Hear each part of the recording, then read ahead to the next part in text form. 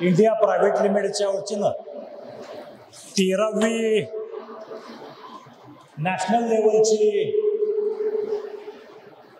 Abacus आणि स्पर्धा या ठिकाणी आयोजित केलेली आहे। त्या प्रसंगी उपस्थित असलेल्या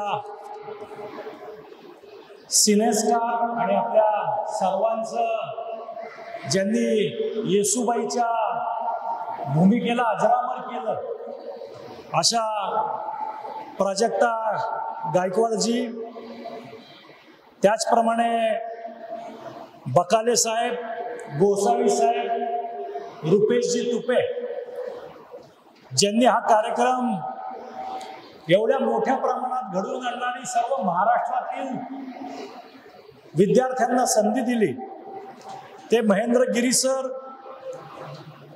सौभाग्यवती शुभांगी गिरी, सन्माननीय व्यासपीठ आणि गुरु एज्युकेशनचे सर्व टीम, त्यांचे सर्व सहकारी, समोर उपस्थित सर्व पालक बंधू भगिनी आणि ज्यांनी या स्पर्धेमध्ये भाग घेतला ते सर्व आमचे विद्यार्थी मित्र, ज्या सर्वांनी या स्पर्धेत भाग घेतला त्या सर्वांचंच मी सर्वप्रथम अभिनंदन करतो।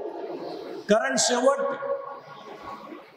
कोण विजयी होणार, कुणाला बक्षीस मिळणार याच्यापेक्षा आपण त्याच्यामध्ये भाग घेऊन प्रयत्न केला हे सगळ्यात जास्त महत्त्वाचं आहे। कारण प्रयत्न करणारा प्रत्येक माणूसच त्याच्या मनातून विजेता झालेला असतो। जो प्रयत्न करतो तो प्रत्येक जण विजेता असतो आणि एक अतिशय चांगलं काम या ठिकाणी गिरी सर आणि त्यांचे सर्व सहकारी करत आहेत।